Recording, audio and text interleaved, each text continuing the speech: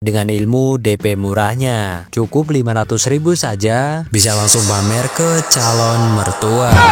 Walaupun dia nggak paham dengan bentuk ataupun kualitas motor tersebut, yang penting orang lain pakai PCX, dia juga harus punya.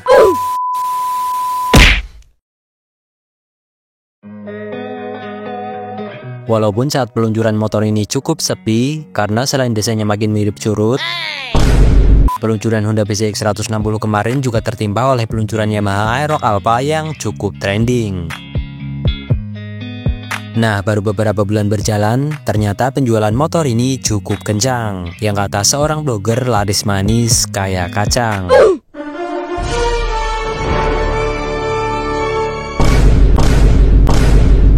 Nah, kira-kira kenapa bisa selaris ini? Mari kita bahas di video ini.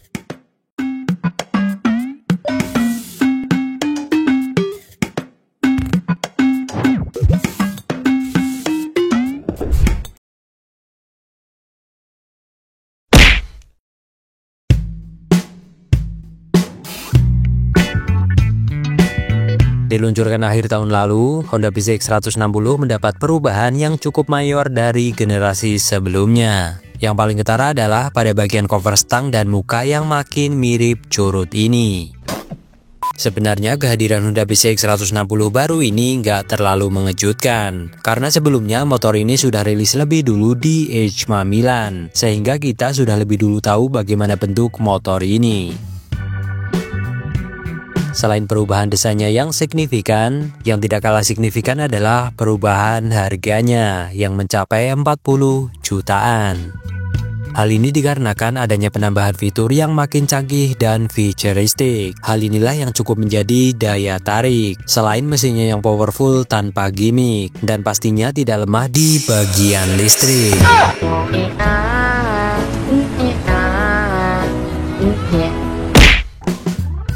Walaupun harganya naik signifikan hingga 40 jutaan untuk tipe tertingginya, bukannya makin sepi, ternyata motor ini malah makin banyak peminatnya. Hal ini juga bisa kalian lihat di jalanan. Di beberapa tempat Honda PCX 160 ini sudah cukup mendominasi dibandingkan dengan NMAX Neo maupun NMAX Turbo.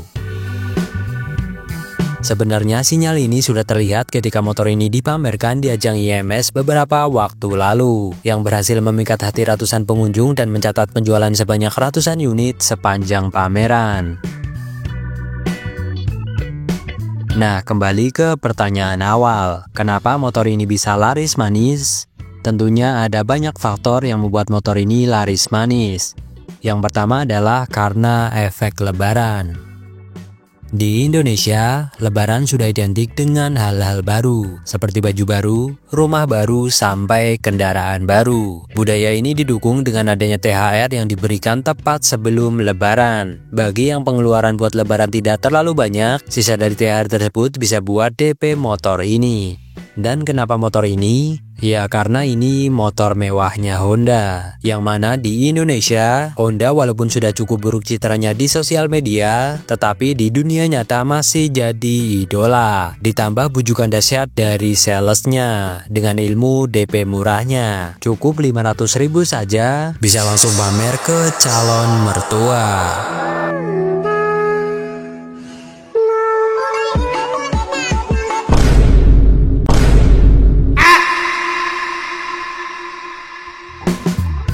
Yang kedua karena efek dari Honda PCX 160 sebelumnya. Perlu diakui, desain Honda PCX 160 generasi sebelumnya memang cukup keren, cukup mewah, elegan, dan terdapat juga kesan sporty di sini. Tidak heran, generasi ini cukup laris. Nah, karena generasi ini banyak yang suka, maka banyak yang berniat untuk membeli motor ini. Namun karena belum ada uang, jadi harus nabung berbulan-bulan. Nah, setelah uang terkumpul, ketika ke dealer malah adanya yang baru. Berhubung sudah niat dari dulu, akhirnya beli juga Honda PCX 160 2025 ini. Toh juga masih sama-sama memiliki nama PCX. Dalam hati, udah nabung berbulan-bulan dengan serius, keluar dealer malah bawa motor mirip tikus. Yang ketiga adalah efek FOMO. FOMO adalah singkatan dari Fear of Missing Out atau rasa takut ketinggalan sesuatu, dan bisa juga dibilang ikut-ikutan walaupun nggak paham. Nah, karena banyak yang memakai Honda PCX di mana-mana, sehingga orang yang FOMO akan cenderung ikut-ikutan beli PCX, walaupun dia nggak paham dengan bentuk ataupun kualitas motor tersebut. Yang penting orang lain pakai PCX, dia juga harus punya. Hal ini hampir mirip seperti fenomena fiction generasi kedua ini. Walaupun bentuknya berubah menjadi nggak jelas seperti ini, tetapi motor ini tetap laku. Hal ini karena hype motor fiction generasi pertama kala itu yang sangat besar, yang desainnya cukup sporty dan sudah identik dengan anak muda. Jadi walaupun generasi kedua makin hancur, tetapi bagi yang FOMO dengan fiction gak akan peduli dengan bentuk. Yang penting motor fiction. Dan untungnya generasi fiction selanjutnya berubah jadi makin keren. Dan yang terakhir adalah karena mereka memang suka dengan Honda PCX 160 2025 ini. Emang ada bang? Ya adalah, masa iya nggak ada yang suka dengan motor seperti ini? Walaupun bentuknya seperti ini, iya seperti ini, tapi kami yakin tetap ada yang suka. Nah, kesimpulannya, ada beberapa hal yang membuat Honda PCX 160 2025 ini makin banyak bertebaran di jalanan. Walaupun bentuknya kurang menawan dengan cover stang bawaan, tetapi paling tidak ini nggak mirip barongan. Selain karena efek FOMO, kemakan iklan Facebook Pro, dan juru sales Honda yang jago, alasan lainnya adalah karena Honda PCX ini berhasil mempermalukan si turbo.